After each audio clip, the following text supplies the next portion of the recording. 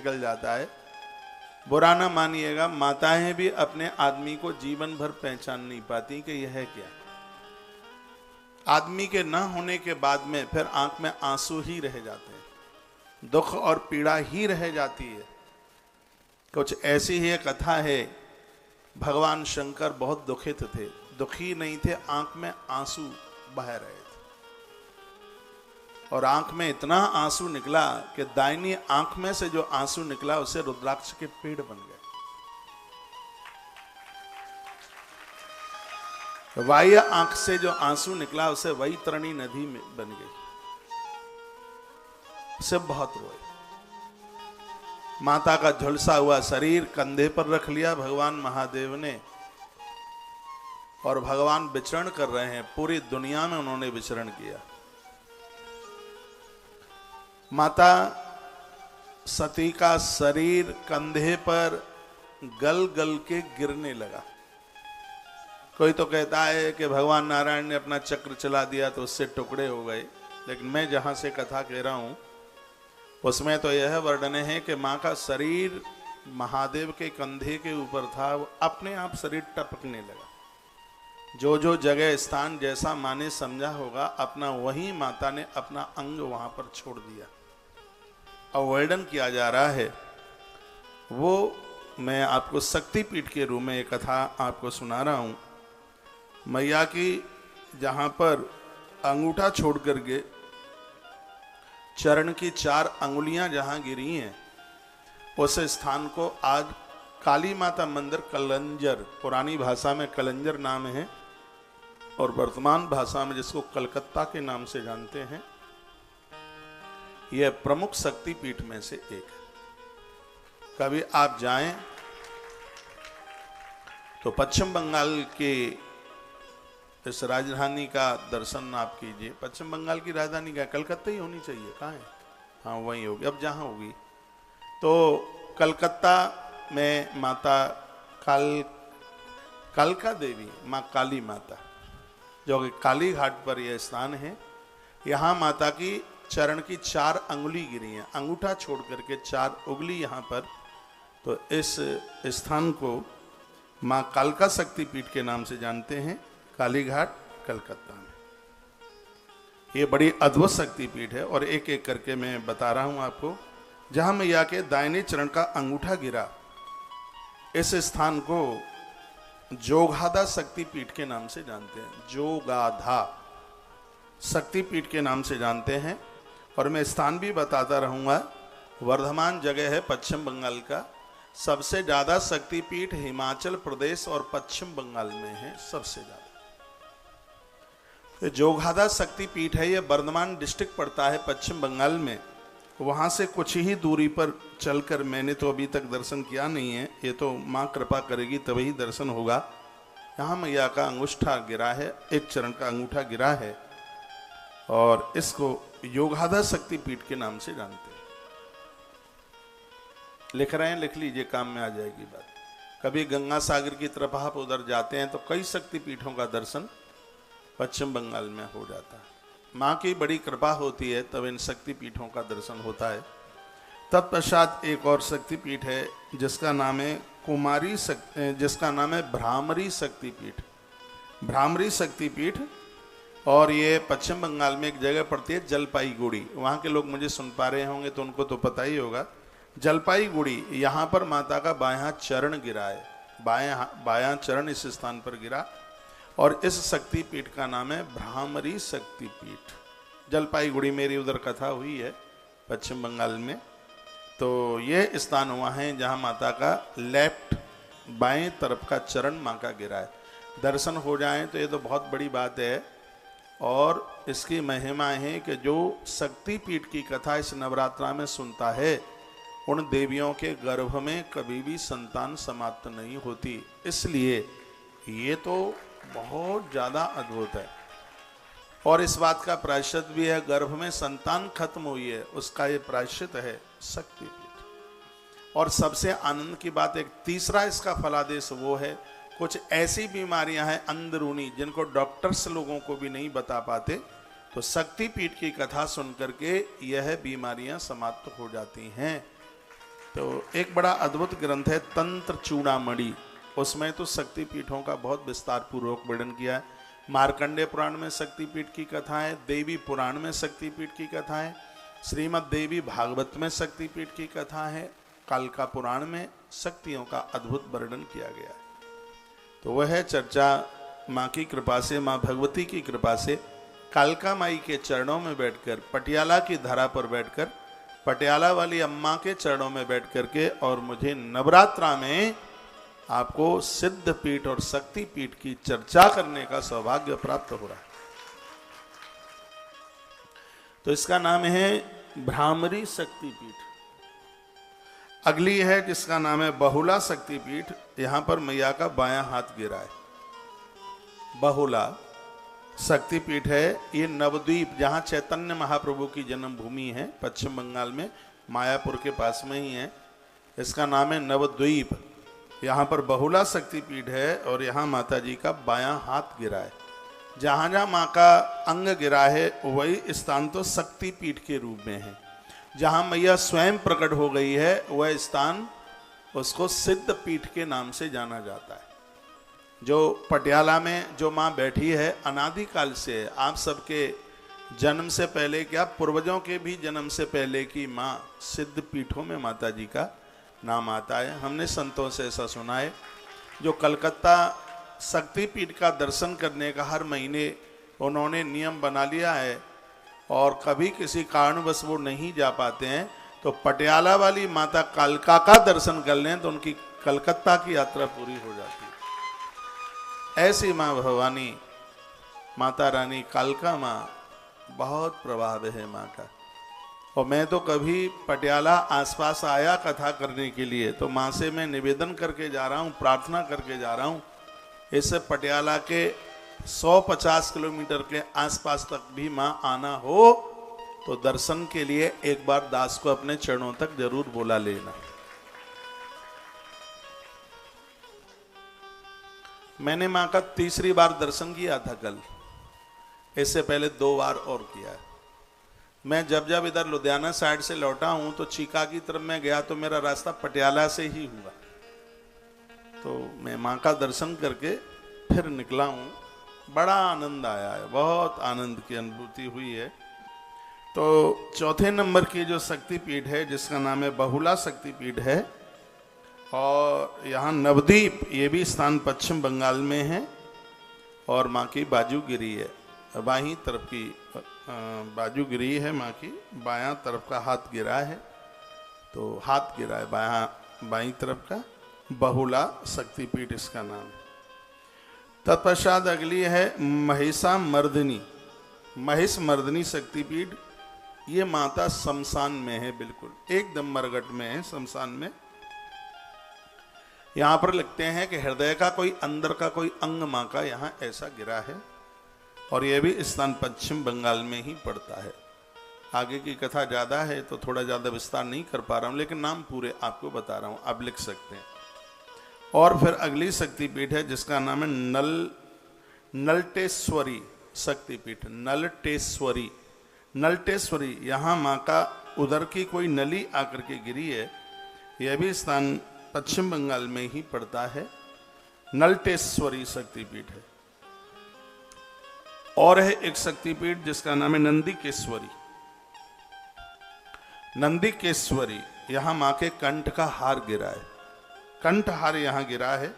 सैंथिया नाम की जगह है, वहां पर हावड़ा से में नंदीपुर की तरफ जाते हैं तो स्थान पड़ता है सैंथिया और यहाँ नंदिकेश्वरी के नाम से माँ को जाना जाता है। माँ की पूजा होती है और नाम शक्तिपीठों में आता है। अगली शक्तिपीठ है फुल्लारा शक्तिपीठ। यहाँ माँ के नीचे वाला होठ गिरा है, फुल्लारा शक्तिपीठ। ये वर्धमान पश्चिम बंगाल में, वहाँ कोई अहमदनगर नाम की जगह है और वहाँ पर यह शक्तिपीठ है। शक्तिपीठ का नाम है फुल्लारा। कभी उधर जाना हो तो इस स्थान का दर्शन कर लीजिएगा। और अगली शक्तिपीठ है माँ पटनेश्वरी शक्तिपीठ। यहाँ पर माँ की दाहिनी जंघा गिरी है और इस माँ के नाम से बिहार में एक बहुत बड़ा शहर बसा हुआ है, बिहार की राजधानी के नाम से है, जिसे पटना के नाम से जानते हैं। पटना के आसपास ही या पटना में ही ये मंदिर है। माँ पटनेश्वरी मंदिर के नाम से जाना जाता है स्थान को। माता पटनेश्वरी माँ के नाम से ही ये शहर बसा हुआ है, जिसका नाम है पटना। यहाँ माता की दाहिनी, ये दाहिनी वाली जंघागिरी है पटना बिहार में, और बड़ा अद्भुत स्थान है। माता रानी की एक प्रमुख शक्तिपीठ में से एक है, जहाँ मैया का हृदय गिरा हुआ है और आज भी वहाँ हृदय की ही पूजा हो रही है। देखो बगल वाली सहेली सो तो नहीं गई है, देख लो एक बार जयकारा लगाइए, बोलो बांके बिहारी लाल की जय हो, श्री हनुमान जी महाराज की जय हो।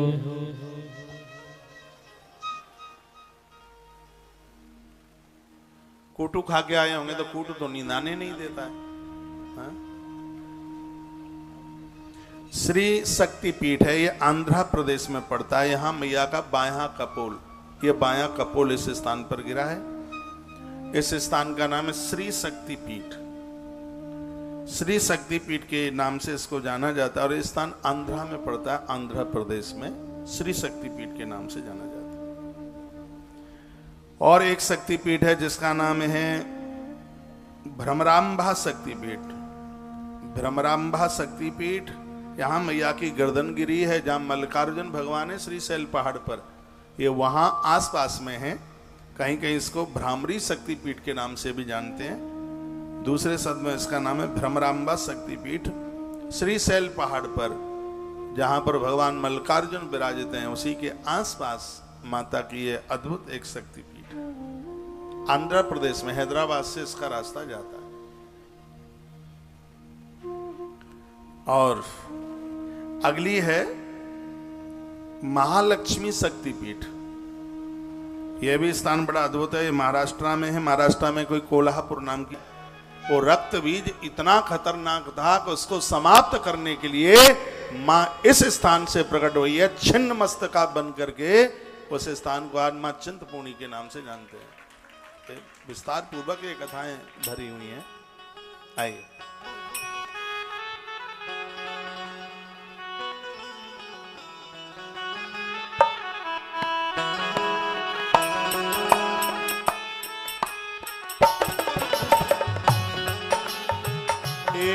एक मिनट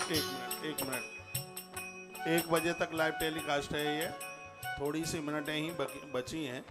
तो पहले तो मैं आपको कह दूं कि 4 दिन की कथा यदि जिन्होंने बिल्कुल भी नहीं सुन पाई है और आज 5वें दिन की कथा आप सुन लेते हैं, तो मैं कहूँगा कि 5 ही दिन की नहीं तो फिर 2023 वरदान स्वरूप 2 चीज़ें, एक तीसरी और भी है मेरे पास।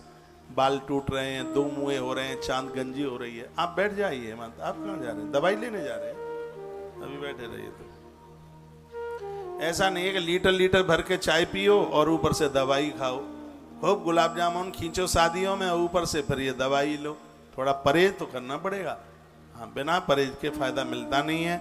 एक बार जयकारा लगाइए बांके बिहारी लाल की जय हो। टेलीविजन पर जितने भी भक्त मुझे सुन पा रहे हैं, आपके लिए एक इतनी प्रसन्नता की मैं बात बताऊं, अष्टमी की पूरी रात्रि भर, पूरी रात, जैसे पिछले साल हवन यज्ञ हुआ था, अब के बार भी पूरी रात्रि दिन का, अष्टमी के दिन का पाठ, रात्रि का यज्ञ, नवमी की पूर्णावती, कन्या पूजन, कन्या भंडारा, एक छोटा सा सहयोग उसमें ले रहे हैं 2100 रुपया।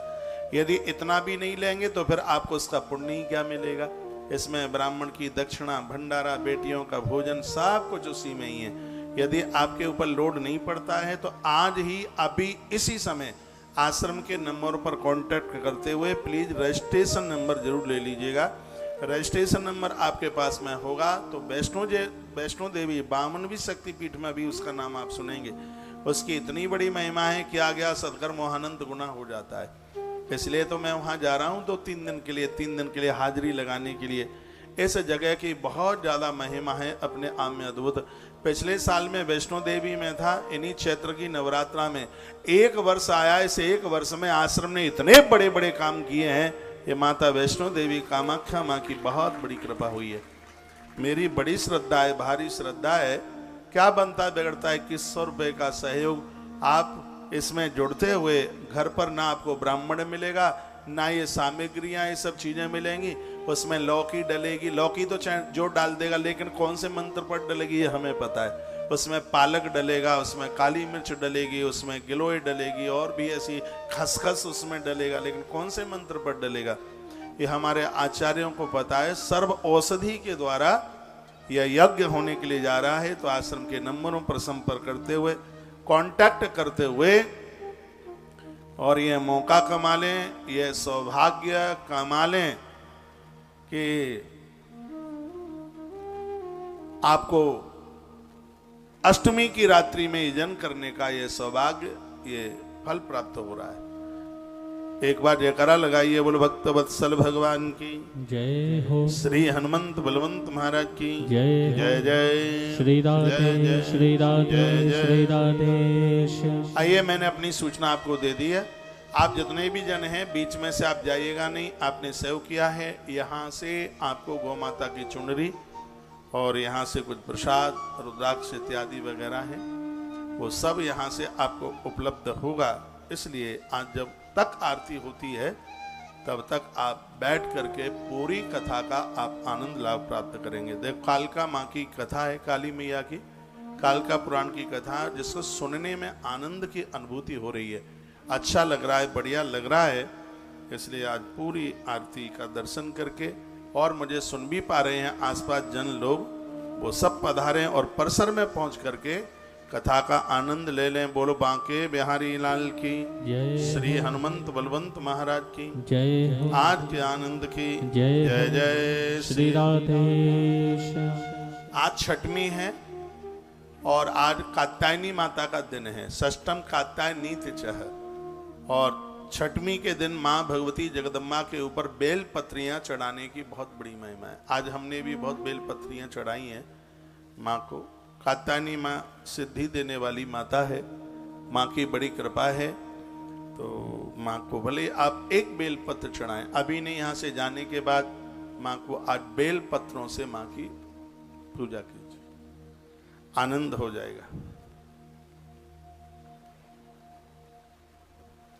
एक बार जयकारा लगाइए, कालका मैया की जय हो। गैया मैया की जय हो। जय जय श्री राधे जय जय श्री राधे श्री राधे। क्या बोल रहा था मैं इससे पहले? हाँ, दो पंक्तियां। ज्वाला मैया, माता ज्वाला की ज्योत, शक्ति पीठों में नाम आता है मां ज्वाला। आज तक कोई उस स्थान का ये पता नहीं लगा पाया। ऐसा बताते हैं कि मैया की जिह्वा इस स्थान पर गिरी है और उस जिह्वा में से ही ज्योत जल रही है। वहां कोई प्रतिमा नहीं है, नीचे से वो ज्योत आज भी वहां पर नजर आती है। और मुझे तो अभी तक दर्शन हुआ नहीं है, अब देखो कब वहां तक पहुंचने का मौका मिलेगा। क्योंकि मैंने तो सोच रखा है कि जितने भी ज्योतिर्लिंग हैं वहां सब जगह शिव महापुराण और जितने भी ये शक्ति पीठ हैं वहाँ सब जगह पर माता जी की महिमा महात्म्य जाके सुनाना है। इसलिए नहीं मैं पहुँचा हूँ, बहुत जल्दी इस स्थान पर नंबर लगेगा। जब भी वहाँ कथा हो तो आप जरूर सुनिएगा। टेलीविज़न पर उपलब्ध होती है कथा, तो घर बैठे पूरा का पूरा आनंद का लाभ आप प्राप्त कर सकते हैं। 1 बजे आप तत्काल तुलसी तपोवन यूट्यूब चैनल पर जुड़ करके इस कथा को आप जरूर सुनिएगा। और आज 2 बजे मैं आपसे एक प्रार्थना भी करूंगा। मेरे यहाँ पर चाकू लगा है और मेरे पाँव में गोली लगी है। ये मुझे पता है कि गौ माता के लिए चले हैं तो कोई मार तो नहीं पाएगा। गर्दन का चाकू, और यहाँ मुझे, मैं कथा में से नीचे उतारूंगा, मैं उतर के दिखाऊंगा, मेरी नीचे की टांग पार है जिसमें गोली लगी है। चाकू मेरे यहाँ लगा हुआ है गौ माता को। और दुर्भाग्य और दिक्कत तो तब होती है जब पुलिस वालों के सामने ये सब कुछ ऐसा हो जाए, तो दिक्कत होती है, बहुत दिक्कत परेशानी होती है। लेकिन मैंने तो माता कालका माँ के चरणों में कल मैंने वंदन किया, प्रणाम किया, और आप विश्वास करें मैंने यही कहा है, माँ काल भी तेरे सामने थर्राता है, तो गौरक्षकों की रक्षा कर। और ये गौरक्षक गौ माता की रक्षा के लिए निकले। आपके इस पंजाब की धरती पर भी गाय को समृद्धि मिले, गाय सड़क पर न घूमे, उसके लिए रोटी निकालिए, चंदियाँ निकालिए, उत्सव गौ माता के चरणों में ही मनाइए। मैं तो कहता हूं कि धरती पर जितने संत हैं, महात्मा हैं, आश्रम है, महापुरुष हैं, तो सबके पास में ज्यादा नहीं तो एक एक दो दो गाय वो जरूर रखें, क्योंकि प्राण, जो मैंने ब्रह्म पुराण में पढ़ा है, प्राण प्रतिष्ठित मंदिर के लिए रोजाना गौ माता का भोग के लिए दूध चाहिए। प्राण प्रतिष्ठित जितने भी मंदिर होते हैं, उन मंदिरों के लिए जब प्राण प्रतिष्ठा होती है तब उसके अभिषेक के लिए दूध, और जब तक मंदिर इस धरा पर है तो 24 घंटे में एक बार प्राण प्रतिष्ठित प्रतिमा का दूध का, वो भी गैया मैया के दूध का भोग लगना ही चाहिए। ऐसा विधान हमारे ग्रंथ में है। जब मंदिरों में, आश्रमों में गैया होगी ही नहीं तो फिर भोग काय का लगेगा। इसलिए मैं तो कहता हूं कि इस धरती पर जो भी कोई साधु महात्मा बनने को जाता है तो मंदिर से भी पहले गौ सदनों की व्यवस्था करे। आश्रम में 4-5 साल पहले एक महापुरुषों की मीटिंग थी, पूज्य राजेंद्र दास जी महाराज और भी काफी लोग जो गाय के प्रति श्रद्धा रखते हैं, बात मैंने कही, लोग इतने अति प्रसन्न हुए, इतने खुश हुए, और गौ माता की बात अब चलने लगी है, और बहुत जल्दी इसका बहुत जल्दी निर्णय होने वाला है। अभी लोग मुंह से बोल रहे हैं, देखिए बहुत जल्दी जो बोला गया है वो इस धरती